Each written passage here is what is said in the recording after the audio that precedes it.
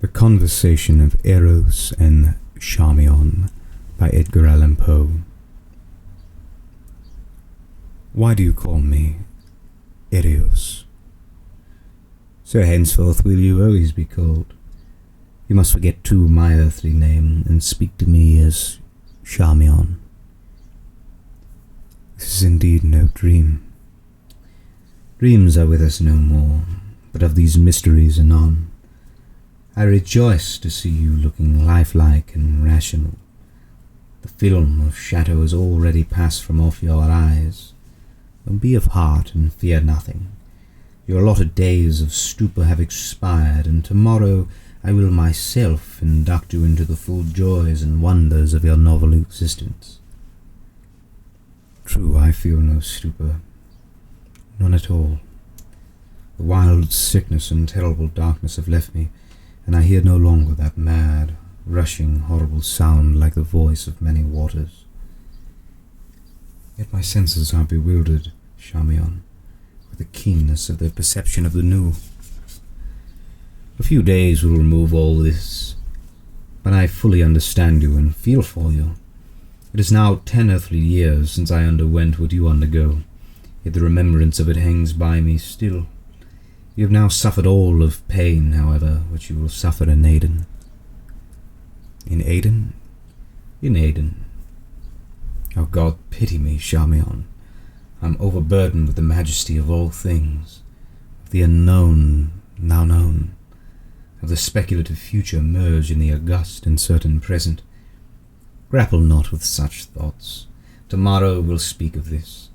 Your mind wavers, and its agitation will find relief in the exercise of simple memories. Look not around nor forward, but back. I'm burning with anxiety to hear the details of that stupendous event which threw you among us. Tell me of it. Let us converse of familiar things and the old familiar language of the world which has so fearfully perished. Most fearfully. Fearfully, this is indeed no dream. Dreams are no more. Was I much mourned, my Eiros? Mourned, Charmion? Oh, deeply. To that last hour of all there hung a cloud of intense gloom and devout sorrow over your household. And that last hour, speak of it. Remember that beyond the naked fact of the catastrophe itself, I know nothing. When coming out from among mankind, I passed into night through the grave. At that period, if I remember aright, the calamity which overwhelmed you was utterly unanticipated. But indeed I knew little of the speculative philosophy of the day. The individual calamity was, as you say, entirely unanticipated, but analogous misfortunes had been long a subject of discussion with astronomers. I need scarce tell you, my friend, that even when you left us, men had agreed to understand those passages in the most holy writings which speak of the final destruction of all things by fire as having reference to the orb of the earth alone. But in regard to the immediate agency of the ruin, speculation had been at fault from that epoch in astronomical knowledge in which the comets were divested of the terrors of flame. The very moderate density of these bodies had been well established. They had been observed to pass among the satellites of Jupiter without bringing about any sensible alteration either in the masses or in the orbits of these secondary planets. We had long regarded the wanderers as vapory creations of inconceivable tenuity, and as altogether incapable of doing injury to our substantial globe, even in the event of contact. But contact was not in any degree dreaded, for the elements of all the comets were accurately known. That among them we should look for the agency of the threatened fiery destruction had been for many years considered an inadmissible idea, but wonders and wild fancies had been of late days strangely rife among mankind, and although it was only with a few of the ignorant that actual apprehension prevailed upon the announcement by astronomers of a new comet, yet this announcement was generally received with I know not what of agitation and mistrust.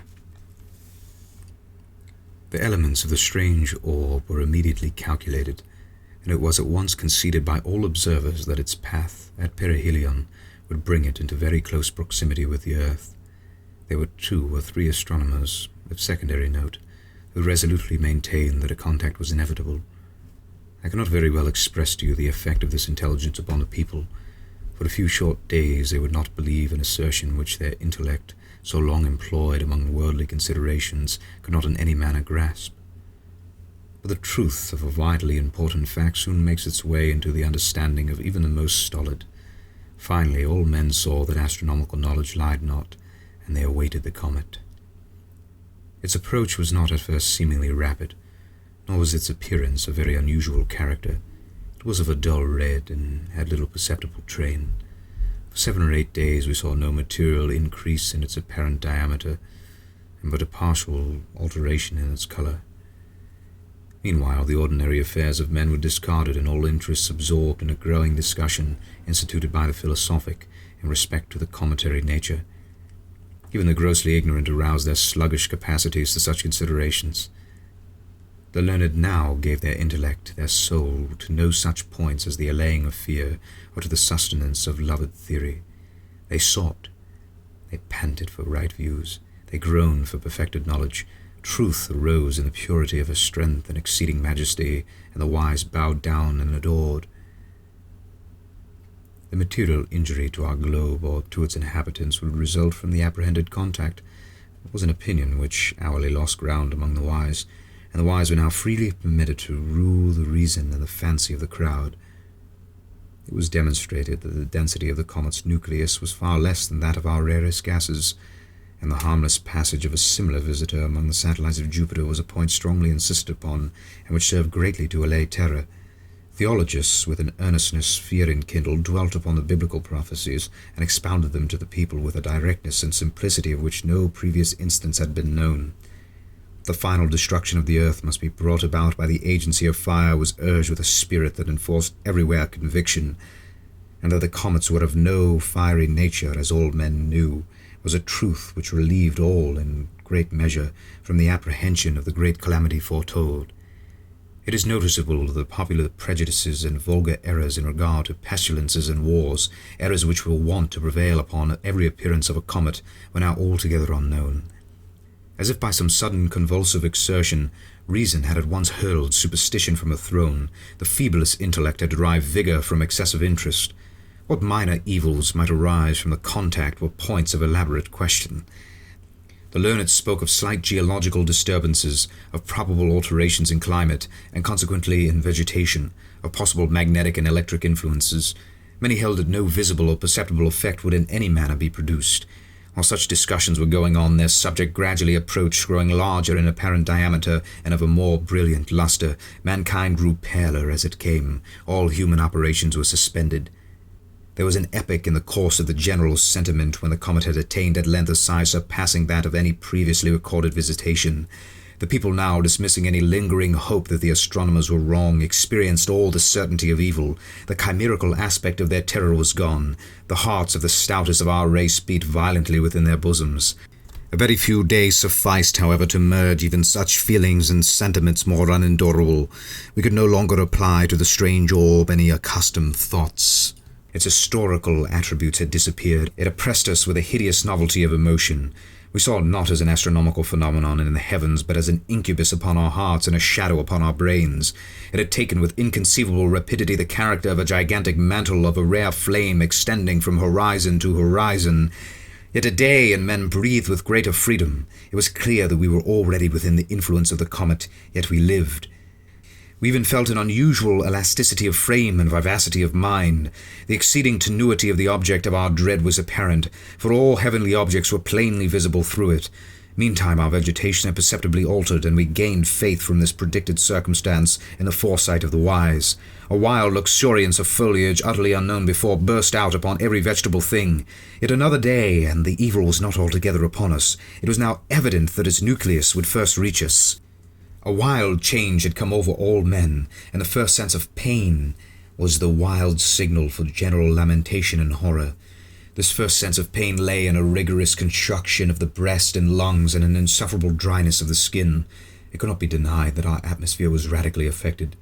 The confirmation of this atmosphere and the possible modifications to which it might be subjected were now the topics of discussion. The result of investigation sent an electric thrill of the intensest terror through the universal heart of man. It had long been known that the air which encircled us was a compound of oxygen and nitrogen gases, in proportion of 21 measures of oxygen and 79 of nitrogen in every 100 of the atmosphere. Oxygen, which was the principle of combustion and the vehicle of heat, was absolutely necessary to the support of animal life, and was the most powerful and energetic agent in nature. Nitrogen, on the contrary, was incapable of supporting either animal life or flame. An unnatural excess of oxygen will result, it had been ascertained, in just such an elevation of the animal spirits as we latterly had experienced. It was the pursuit, the extension of the idea which had engendered awe. What would be the result of a total extraction of the nitrogen?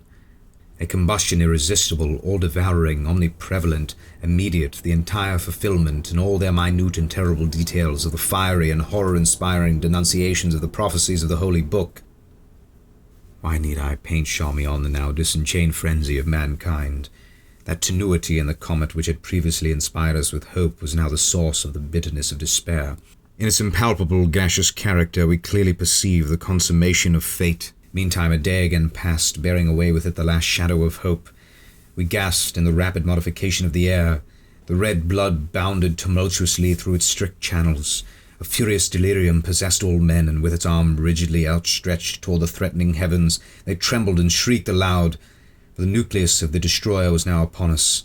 Even here in Aden I shudder while I speak. Let me be brief as the ruin that overwhelmed. For a moment there was a wild, lurid light alone, visiting and penetrating all things. Then let us bow down, Charmion, before the excessive majesty of the great god. Then there came a shouting and pervading sound, as if from the mouth itself of him, while the whole incumbent mass of ether in which we existed burst at once into a species of intense flame, for whose surpassing brilliancy and all fervid heat even the angels in the high heaven of pure knowledge have no name. Ascended all,